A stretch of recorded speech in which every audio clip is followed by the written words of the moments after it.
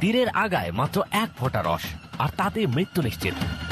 জঙ্গলের বিশাল বন্য শূকর থেকে শুরু করে হিংস্র ভাল্লুক এদের বিষাক্ত তীরের সামনে 2 মিনিটের বেশি টিকতে পারে না। এরা চাষাবাদ করে না, কোনো স্থায়ী ঘর বাঁধে না, এমনকি সময়ের বা বয়সের কোনো হিসাবও রাখে না। অ্যামাজনের চেয়েও প্রাচীন 14 কোটি বছরের পুরনো বর্নিও রেইন ফরেস্টে এরা আজও বেঁচে আছে পৃথিবীর শেষ সত্যিকারের যাযাবর হিসেবে। কিন্তু তাদের এই স্বর্গ আজ নরকে পরিণত হচ্ছে। তাদের বাঁচাতে গিয়েই এই গহীন জঙ্গলে রহস্যজনকভাবে নিখোঁজ হয়েছিলেন এক সুইস যুবক, যার খোঁজ আজও মেলেনি। আজকের ভিডিওতে আমরা জানবো পেনান উপজাতির সেই অকল্পনীয় জীবনযুদ্ধের গল্প, যাদের কাছে জঙ্গল শুধু বাসস্থান নয়, বরং এক পবিত্র সত্তা। চলুন হারিয়ে যাই বর্নিওর গহীনে।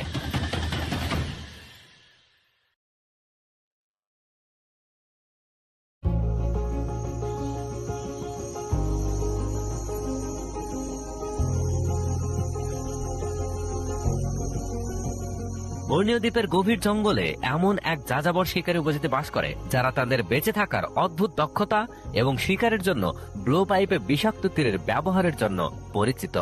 এদের নাম পেনান। পেনানরাই বর্নিওর একমাত্র উপজাতি যারা 1000 বছর ধরে গভীর রেইন ফরেস্টে যাযাবর হিসেবে ঘুরে বেরিয়েছে। Ito buaya ng baboy. Ito kasi nito pagga temen ito awa. Tong baboy. বালা একজন আধা যাযাবর পেনান। জঙ্গল ধ্বংস হয়ে যাওয়ায় তিনি এখন একটি গ্রামে আশ্রয় নিতে বাধ্য হয়েছেন। ফুটেজে দেখা যাচ্ছে তিনি বাঁশের তৈরি একটি পাত্রে তাজেম নামক একটি মারাত্মক বিষ ভরছেন। এই বিষ তিনি শিকারের তীরের আগায় ব্যবহার করেন। এই বিষ আসে তাজেম নামক একটি গাছ থেকে, যা 40 মিটার পর্যন্ত লম্বা হয়। কাঁচা অবস্থায় এই গাছের রস যদি রক্তে মিশে যায়, তবে হার্ট অ্যাটাক হয়ে মানুষ মারা যেতে পারে। পেনানরা বিশেষ প্রক্রিয়ায় এই বিষকে আরো শক্তিশালী করে তোলে, যা বড় প্রাণীকেও 2 মিনিটের কম সময়ে মেরে ফেলতে পারে। বালা খুব সাবধানে সেই বিষাক্ত রস শুকনো পাতার তৈরি একটি পাত্রে ঢালছেন। মজার ব্যাপার হলো, রান্নার হাঁড়ি বা জল গরম করার পাত্র হিসেবেও তারা এই বিশেষ পাতা ব্যবহার করে।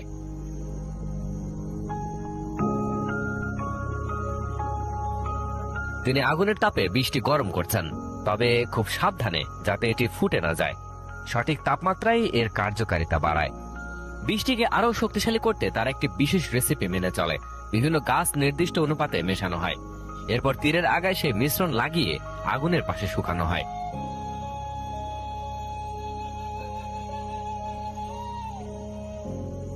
এখন এগুলো ব্যবহারের জন্য প্রস্তুত।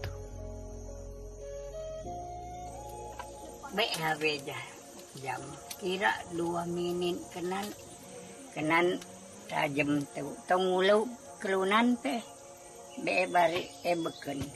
Tenang kita pe ya. Matai ni lu no. Asan lu musid daha bari re tala daha na. Be lu musid. Borneo পৃথিবীর 3য় বৃহত্তম দ্বীপ। দক্ষিণ পূর্ব এশিয়ায় অবস্থিত এই বিশাল দ্বীপটি 3টি দেশের মধ্যে বিভক্ত। দক্ষিণ দিকে ইন্দোনেশিয়া, যাকে বলা হয় কালিমন্তান, উত্তরে মালয়েশিয়া, সারাওয়াক ও সাবাহ প্রদেশ, এবং ছোট্ট একটি দেশ ব্রুনাই। বর্নিওর এই রেইন ফরেস্ট অ্যামাজনের চেয়েও প্রাচীন। প্রায় 14 কোটি বছরের পুরনো এই জঙ্গল পৃথিবীর অন্যতম জীববৈচিত্র্যে ভরপুর। ওরাংওটাং, পিগমি হাতি এবং হাজারো প্রজাতির পোকামাকড়ের একমাত্র ঠিকানা এই দ্বীপ।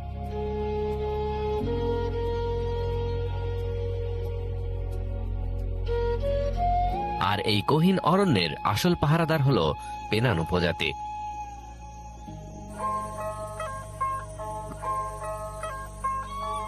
রিচার্ড একজন স্থায়ী পেনান।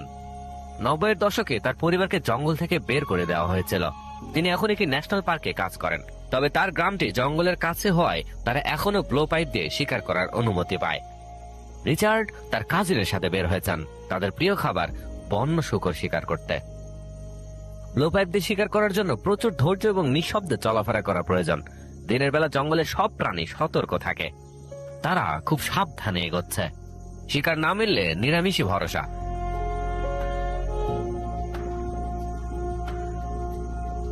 রিচার্ড কিছু কচি বাঁশ খুঁজে পেয়েছেন।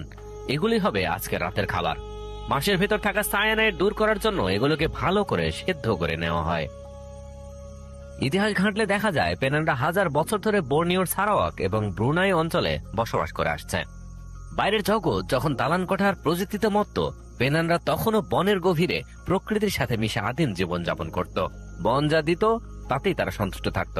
তাদের দর্শনের নাম মালং, যার অর্থ প্রয়োজনের অতিরিক্ত কিছু না নেওয়া। তারা বিশ্বাস করত বনের ফল বা শিকার শুধু তাদের জন্য নয়, তাদের ভবিষ্যৎ প্রজন্মের জন্যও রেখে যেতে হবে। কিন্তু 1970-এর দশক থেকে তাদের এই শান্ত জীবনে বিপর্যয় নেমে আসে। আধুনিক উন্নয়নের নামে শুরু হয় নির্বিচারে গাছ কাটা, পাম অয়েলের বাগান এবং বিশাল সব বাঁধ তৈরির জন্য পেনানদের পবিত্র জঙ্গল ধ্বংস করা শুরু হয়। শান্তিপ্রিয় এই মানুষগুলো তখন বাধ্য হয়ে রাস্তায় নামে। 80-র দশকে তারা গাছের গুঁড়ি ফেলে রাস্তা বন্ধ করে প্রতিবাদ করে, যা সারা বিশ্বকে নাড়িয়ে দিয়েছিল। কিন্তু আধুনিক অস্ত্রের মুখে তাদের তীর ধনুক বেশিক্ষণ টিকতে পারেনি। আজ তাদের সেই বিশাল জঙ্গল সংকুচিত হয়ে এসেছে, আর তাদের জোর করে টিনের ছাদের নিচে স্থায়ীভাবে বসবাস করতে বাধ্য করা হচ্ছে। তবুও গুটি কয়েক পরিবার এখনো বনের গভীরে তাদের পূর্বপুরুষদের ঐতিহ্য আঁকড়ে ধরে বেঁচে আছে। ছায়া এবং তার পরিবার এই জঙ্গলেরই বাসিন্দা। ছায়া বছরে কয়েক মাস এই ক্যাম্পে থাকেন। তার সাথে আছে 2 ছেলে টায়ন ও আজাই এবং তার স্ত্রী ও মেয়েরা। পেনান সংস্কৃতিতে বাইরের মানুষের কাছে নারীদের নাম বলা নিষেধ, তাই তাদের নাম জানা যায়নি।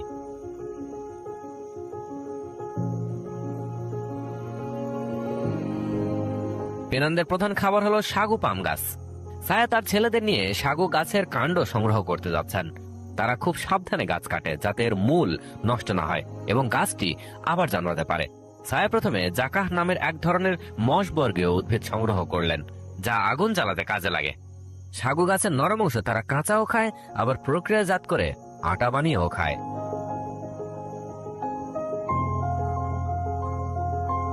জঙ্গলের ভিতরে যাওয়ার সময় পেনানরা এই সংকেত রেখে যায়, যাতে দলের বাকি সদস্যরা বুঝতে পারে তারা কোন পথে গেছে।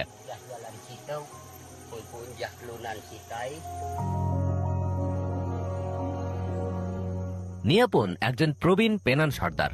তিনি বলেন তার বয়স সম্ভবত 89 বছর, কিন্তু নিশ্চিত নন, কারণ পেনানরা অতীতে চাঁদ বা বছরের হিসাব রাখত না। তারা কেবল বর্তমান নিয়ে বাঁচত। ঘন জঙ্গলের কারণে আকাশ দেখা যেত না, তাই সময়ের হিসাব রাখা ছিল কঠিন। নিয়াপন তার ঘর থেকে বের হওয়ার সময় সবসময় সাথে অস্ত্র রাখেন। ব্লো পাইপের শেষ প্রান্তে একটি বল্লম লাগানো থাকে। জঙ্গলে বিশাল অজগর সাপ বা ভাল্লুকের আক্রমণ থেকে বাঁচতে এবং অতীতে উপজাতিদের যুদ্ধের স্মৃতি থেকে এই সতর্কতা।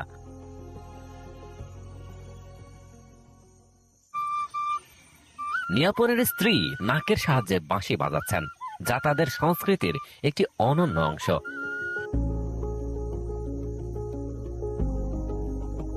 আমরা আবার বালার কাছে ফিরে এসেছি। তিনি দেখাচ্ছেন কিভাবে গাছের ছাল দিয়ে কাপড় তৈরি করতে হয়। তিনি বেরিপুন নামের একটি গাছ কেটে তার ছাল ছাড়িয়ে দিচ্ছেন। সুতি কাপড় আসার আগে পেনানরা এভাবেই তাদের লজ্জা নিবারণের জন্য কাপড় তৈরি করত।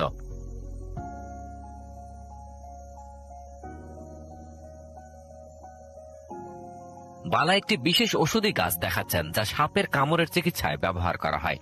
এই একই গাছ সুইস পরিবেশকর্মী ব্রুনো মানসারের জীবনও বাঁচিয়েছিল। ব্রুনো মানসার 80-এর দশকে 6 বছর পেনানদের সাথে বসবাস করেছিলেন এবং তাদের অধিকার রক্ষার জন্য বিশ্বজুড়ে আন্দোলন গড়ে তুলেছিলেন। 2000 সালে তিনি এই জঙ্গলে নিখোঁজ হন এবং পেনানরা আজও তাকে তাদের নায়ক হিসেবে মনে করে।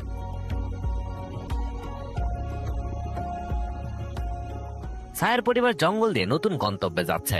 তাদের সাথে একটি পোষা বানর আছে, যা পাহারাদার হিসেবে কাজ করে এবং বিপদ দেখলে সংকেত দেয়।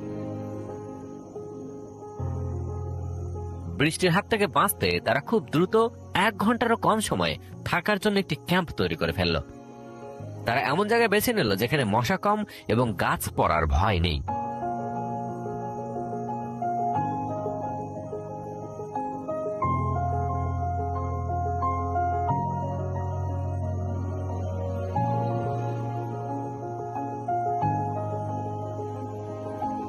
জঙ্গলের গভীরে লাইটার থাকে না। ছায়া দেখাচ্ছেন কিভাবে নদীর পাড় থেকে কুড়িয়ে পাওয়া পাথর দিয়ে আগুন জ্বালাতে হয়। পাথরের ঘর্ষণে তৈরি স্ফুলিঙ্গ শুকনো মশের উপর ফেলে আগুন ধরানো হয়।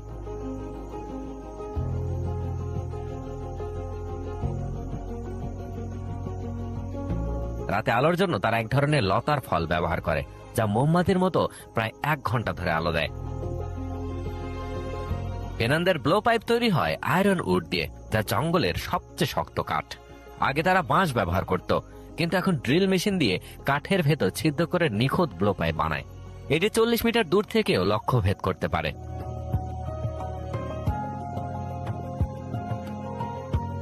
এই মানুষগুলোর দয়া, সাহসিকতা এবং প্রকৃতির সাথে মিশে থাকার জ্ঞান আমাদের জন্য কোনো একদিন বড় শিক্ষা হতে পারে।